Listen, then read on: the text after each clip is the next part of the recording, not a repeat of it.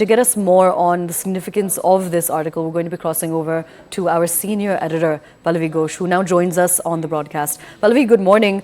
First, would you be able to go through the key points of what Rahul Gandhi has said in his article? This article was written by him in a national newspaper and it's called Satyam Shivam Sundaram. And he, of course, doesn't mention any political party. He basically talks about Hinduism. He compares it to ocean, which means, something which embraces all beliefs and thoughts. And he also talks about the fact that, we do have fears, and our fears, once you get control of that, that's when you become a true Hindu. Towards the end of the article, he also makes reference to the fact that, Hinduism does not allow you to hurt anyone or make any difference or discrimination on the basis of your thoughts and beliefs. I think this is here where that oblique reference comes into the BJP. On earlier occasions, Rahul Gandhi has often said that the Hindutva or the Hinduism agenda followed by the BJP is not in sync with what real Hinduism is all about, because a real Hindu would never make any difference or discriminate against people on the basis of their caste, creed and religion. He's always accused the BJP of using their religion to hit out at the minorities. And that is why he has evoked a strong reaction coming in from the BJP led by Anurag Thakur, Tejasvi Surya, among others. Now, as you just mentioned, there have been strong reactions to this. Union Minister Anurag Thakur, you also have Kanchan Gupta, who's a senior advisor to the Ministry of Information and Broadcasting. Then you also have a tweet that's also come in from Tejasvi Surya. Now, Tejasvi Surya had actually not taken a very strong stance against this. Could you tell us more about what he'd said? Basically, what Tejasvi Surya has tweeted to say that, Hinduism is something which makes everyone talk about it, including Rahul Gandhi. Again, the BJP has accused Rahul of being a chunavi or a poll-bound Hindu. I remember elections of UP, Gujarat, even the Lok Sabha elections. There was a feedback which went into the Congress top leadership that one of the main reasons why it lost out not once but twice in Lok Sabha was this perception which the BJP had been able to build up that it's a minority appeasement party. That is when you saw Congress go on an overdrive to put forward the Hindutva plan. And Rahul Gandhi certainly was projected as a Janeo Dharu Brahmin, who was a Shiv Bhakt as well.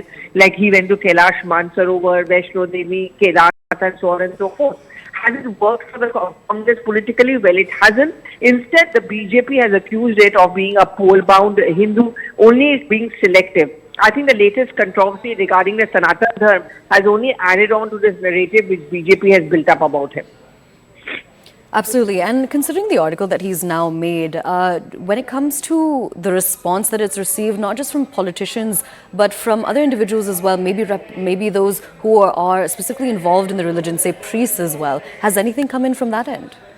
Well, I don't know how many of them are going to be very openly speaking about it. But certainly the point that they've always made is that, first of all, Rahul Gandhi also needs to understand what Hinduism is all about. He cannot talk about it. He cannot lay claim to the fact that he is the only one who understands what Hindutva is all about. Every time a controversy like the Sanatan Dharma is removed or there are sporadic comments from many Congress leaders, it certainly adds to the ammunition of the BJP that don't teach us what Hinduism is all about. Why is it that a Congress wants to peddle this path? Because, we know that 2024 Lok Sabha elections, also one of the main points is going to be the Ram Mandir issue. The Congress doesn't want to lose out on that narrative, particularly in poll-bound states and in northern India. Absolutely. That's also a very point that you're also emphasizing on, the fact that Ram Mandir is also going to be one of the points for the Congress when they talk about Hinduism. But we were just mentioning the fact that Anurag Thakur, when he hit out, he specifically said that Rahul Gandhi, the grand old party, they've always insulted Hindus in the past. Would you be able to go over some of those instances? But, I think the most recent example is that of the Sanatan Dharma. The Congress party began supporting it initially by saying that everyone is entitled to their point of view. When they realized that it was boomeranging on them, and certainly the feedback which was given in by leaders like Kamal Nath. You remember Aisha Kamal Nath was the first leader, because he is facing an election in Madhya Pradesh, who said that, everyone should be allowed to have their point of view and you should not actually, start questioning religious beliefs. And he was clearly taking an attack on Dayaniji's talent. I think the Congress realized that this was something which was going to hurt them, and something which Anurag Thakur is also making a reference to, that, the Congress selectively uses this narrative when it suits them for elections, but it has never benefited them. I remember there have been earlier occasions also where comments have been made made by Rahul Gandhi himself when he said that Hinduism practiced by the BJP is not the real Hinduism. And these are the kind of comments which always help the BJP's narrative, especially in an election year, and I would say more specifically for Lok Sabha elections, where clearly Ram Mandir, the Sanatan Dharma issue, all of them are going to be used by the BJP. Pallavi, I'm curious about something. The fact that we're also talking about Sanatan Dharma here. A few weeks ago, more than a month ago rather, Udayanidhi Stalin had made that remark talking about the eradication of Sanatan Dharma. Do you think that this specific article of Rahul Gandhi, is it likely to evoke a similar response, though it's not calling for the eradication of anything, and correct me if I'm wrong here, but he's just seeking to define a religion?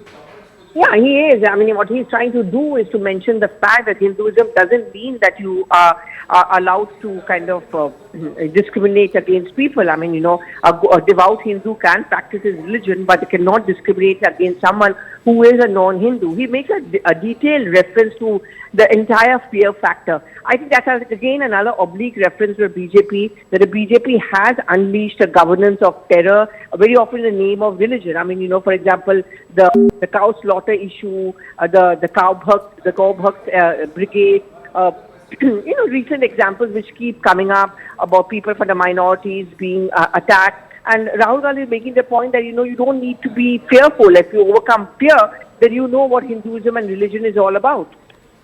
Absolutely. Pallavi, I'm going to request that you stay with us because we're going to take a look at some of the key takeaways from Rahul's editorial on Hinduism. There are a few points that he's made when, again, as we mentioned, he's trying to define Hinduism. Let's go through those. What he's saying is that it is incorrect to call it a set of cultural norms.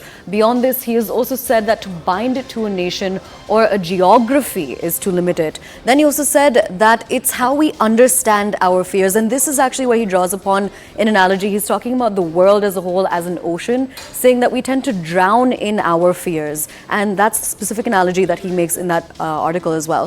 But then he also says that it's a path towards realization and truth. Quite interesting, in fact, that this article is also releasing today, considering that it's Gandhi Jayanti.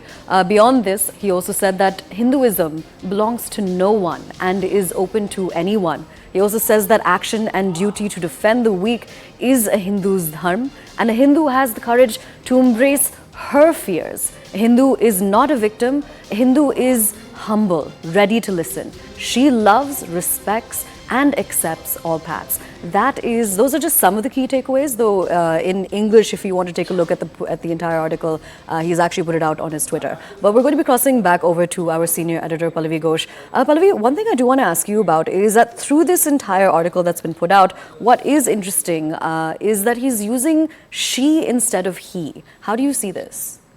Well, that's because the Shakti and a woman part, that's also a very interesting point that you make, Aisha, because we all know that every political party is now trying to woo the woman vote back. And Hinduism is something which many believe is overpowered by Shakti, which is Ma Durga.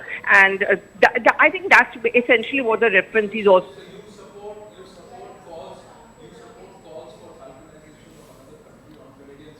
All right, we seem to have lost that connection with our senior editor. We'll try to establish that in a short while from now. But essentially, this is a political row that has been stoked after Rahul Gandhi released an article on Hinduism, again, seeking to define it. This comes just about a few weeks, rather, after the entire row over Sanatan Dharma hit the INDI alliance.